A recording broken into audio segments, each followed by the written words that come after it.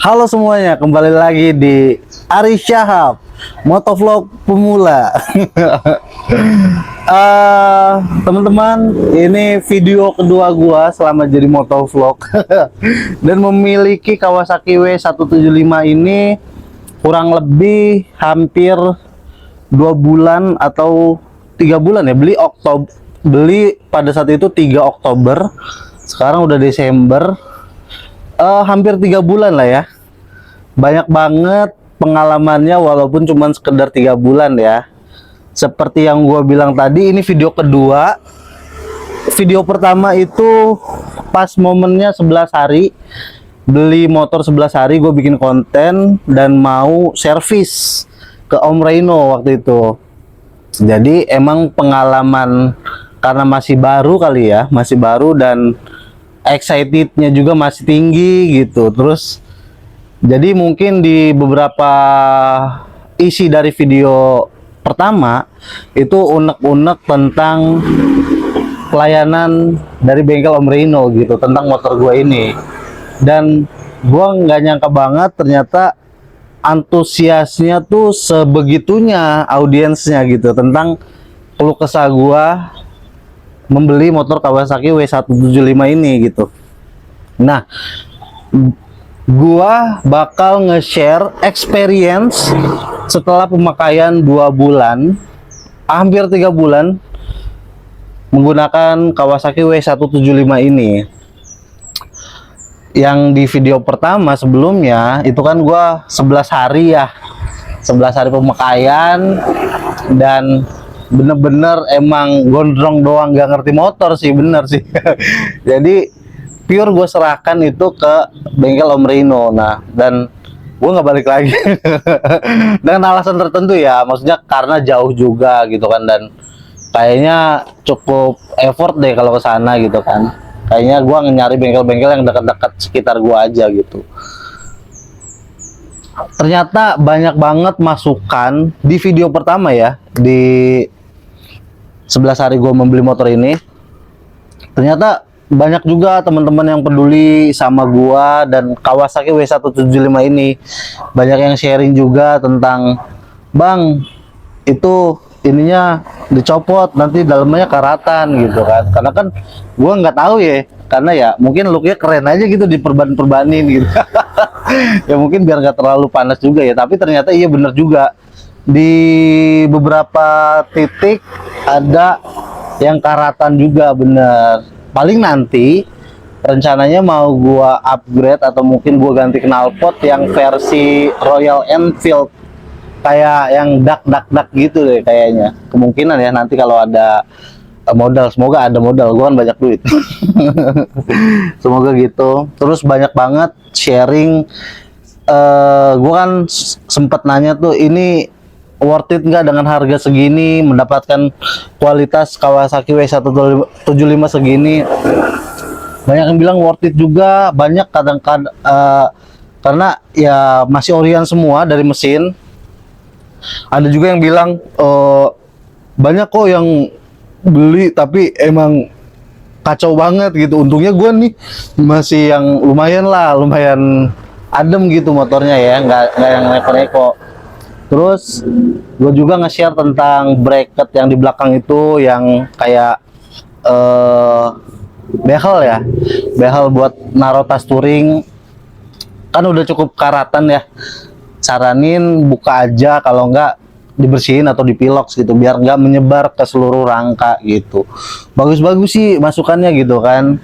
Gue juga jadi saling belajar gitu, dan mungkin gue nggak nge-share wawasan gue tentang motor ya, tapi gue nge-share tentang experience gue make Kawasaki W175 ini selama hampir kurang lebih 3 bulan. Entah nyari bengkelnya, entah nyari pernak-perniknya, atau mungkin experience gue saat menggunakan Kawasaki W175 ini gitu. Dan sialnya ini gue ngomong sial dulu ya sebelum gue ngomong enak-enak.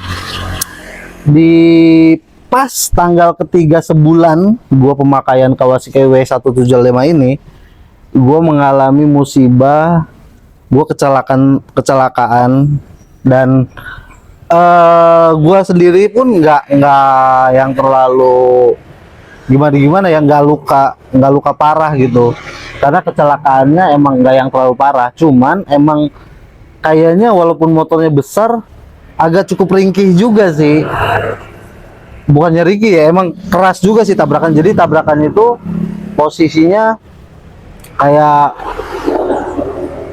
nabrak dua arah gitu, apa, bentrok babi atau apa gitu, pokoknya dua arah lah gitu, tabrakan set dari kepala ke kepala di lampu merah. Jadi yang kehantem tuh bagian ini nih, apa sih namanya? Lagi gak ngerti motor ya. Oh ya, ini tuh bengkok.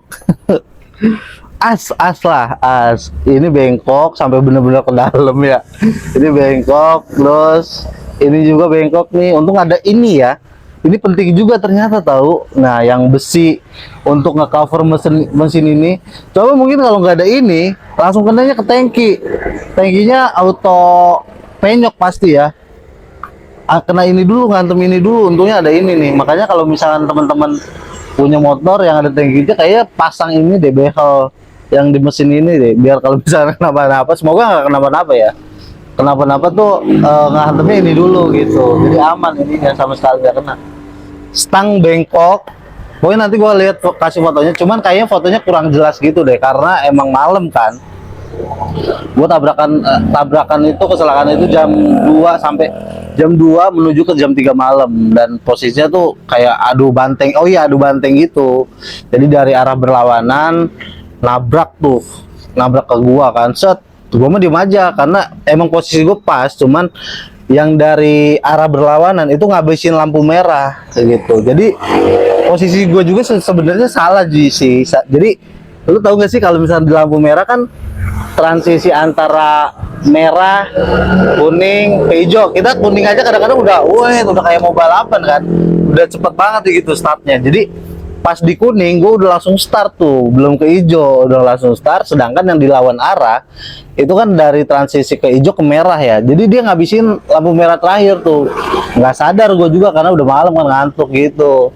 Set, datang das, udah terjadilah perhantaman itu tuh. Jadi yang dihantam langsung tuh spakbor pasti udah pada penyok ya, terus rangka nggak senter lagi, banyak lah, stang juga pada penyok, lampu sen pada patah semua. Tapi untungnya enggak yang begitu parah ya, maksudnya cuma sekedar bengkok, dan di servis pun nggak ngabisin sejuta lah ya, cuman kayak di press doang lah, karena gue nggak, budget gue kan udah lumayan ini ya, cukup menguras ya waktu bulan-bulan kemarin gitu.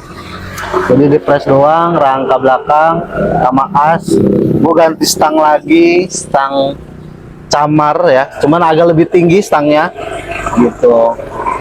Nah, setelah sebulan, belum sebulan kayaknya, belum sebulan sebelum tabrakan, setelah servis di Om Reno ya, ini mau bukan sama sekali bukan ngejelekin Om Reno, cuman experience setelah servis di sana. Tadi nih 11 hari setelah beli dan 11 hari gue pemakaian tuh, motor sama sekali nggak kenapa-napa, walaupun emang filternya udah kayak biskuit ya, hancur ya, gue belum tahu ya, stabil aja gitu. Nah, setelah diservis di Om Reno itu tuh beberapa minggu kemudian tuh kayak ngebrebet, kayak habis bensin tapi nggak habis bensin, ngerti nggak sih? Nggak tahu gue kenapa itu habis bensin, pokoknya berebet susah lah gitu kan, nggak tahu gue. Padahal sebelum servis di sana masih biasa aja. Ini sama sekali gue nggak menyudutkan atau gue menyampaikan apa yang gue alami selama servis di Om Reno gitu. Jadi agak ngebrebet, padahal nggak kena hujan. Dan walaupun hujan, kan ini motor taruh di luar ya, gue cover sampai 2 lapis, pakai apa, cover penutup gitu, cover penutup motor, gue cover tuh. Jadi untuk kemungkinan kehujanan tuh nggak ada ya kan. Berebet, nggak bisa jalan lah, nggak bisa nyala ya kan. Gua chat Tom Reno, gimana gitu kendalanya gitu-gitu kan, ya agak ngebrebet aja gitu kan. Terus padahal bensin full, ya mungkin karbunya ya dan lain-lain nggak tahu. Cuman ya karena jarak ya, akhirnya ya kayaknya gua cari bengkel-bengkel terdekat aja deh, nggak usah kayak ke sana gitu, karena lumayan juga jaraknya, hampir 1 jam gitu kan. Nah, setelah gue servis di bengkel biasa, padahal bengkel-bengkel ya bengkel-bengkel pada umumnya lah ya, pinggir jalan, dan tapi emang itu bengkel langganan gua untuk servis motor metik gitu. Jadi yaudahlah, gue percayakan karena gua biasa servis motor metik di sana. Tolonglah, mungkin walaupun mungkin dia bukan pegangan motor ini, masa iya anak bengkel nggak ngerti ya kan. Gitu. Gua sampaikan keluh kesah gua, dan akhirnya enak-enak aja, stabil gitu, dan sampai saat ini belum ada keluhan gitu. Cuman setelah itu muncul lagi nih masalah. Jadi gua kira akinya akinya soak gitu kan. Jadi pagi-pagi di satu momen motor nggak bisa nyala nih, di starter sedemikian rupa, cuma tak tak tak tak tak gitulah, ngek gitulah, suara kayak listrik itu, set gitu kan. Terus kenapa nih, gue bingung ya kan, akinya mungkin ya kan. Gue bongkar tuh akinya, set, gue bongkar.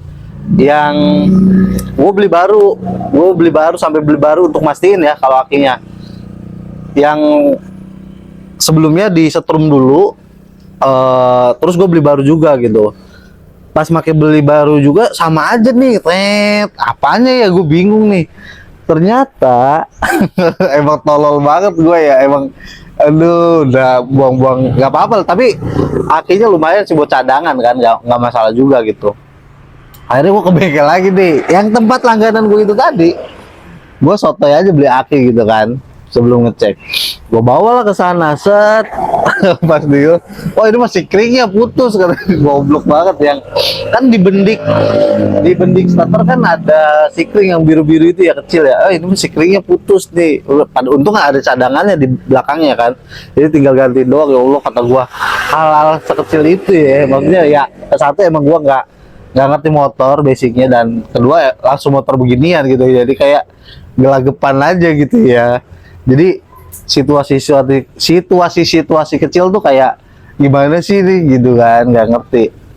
Tapi untungnya sebelum gue bawa jauh, gue pelajari dulu tuh, nanti di saat amit-amit gitu ya, gue touring jauh dan mungkin situasinya nggak ada bengkel, gue masih bisa untuk ngecover diri gue untuk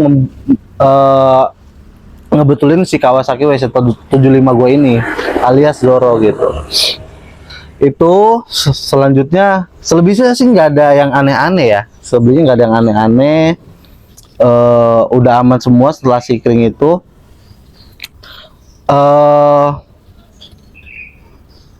Setelah itu gue servis lagi di ada bengkel dekat-dekat sini lah ya, itu lumayan proper juga tuh, lumayan oke juga, dengan harga terjangkau juga ya, lumayan gitu kan. Dan kayaknya gue bakal menetap di sana aja deh. Nanti gue spill bengkelnya kalau misalkan rame ya, kalau misalkan di notice sama bengkelnya juga gitu. Gitu, sebenarnya gitu sih. Cuman mungkin nanti next gue bakal bikin gebrakan ya, ini gue ganti knalpot dak sama gua mau rencananya sih, karena kan ada yang komen nih di video sebelumnya ya, Bang, lu kan tukang cukur ya kan, kenapa nggak bikin tukang cukur keliling aja? Tapi gua nggak mau sekedar gua bawa alat cukur gua keliling pakai ini gitu. Jadi si ini nih pengen gua modifikasi, di sampingnya itu ada sidecarnya gitu, kayak ada apa, sespan gitu. Jadi rencananya ya kayak ala-ala Royal Enfield gitulah, ada sidecarnya gitu. Nah, rencananya gue bakal nyukur di situ tuh, di sespan itu ya kan. Terus ya udah keliling dunia. Keliling kemana aja gitu, mau keliling Indonesia gitu, tapi dengan hasil dari nyukur di Sespan itu gitu. Semoga terwujud ya.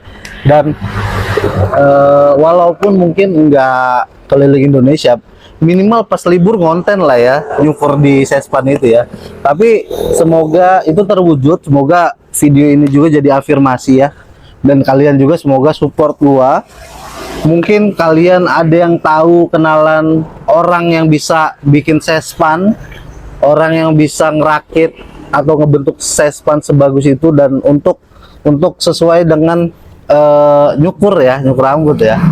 Semoga kalian punya referensi ya, dan kasih tahu rekomendasi ke gue yang kira-kira bagus, yang kira-kira layak lah untuk kalau Bura mah gue selalu menghargai setiap karya seni ya, apapun itu. Jadi kalau misalkan masalah harga, gue akan nego-nego sama aja. Maksudnya enggak yang nyari murah banget gitu, maksudnya yang stabil gitu, nggak apa-apa.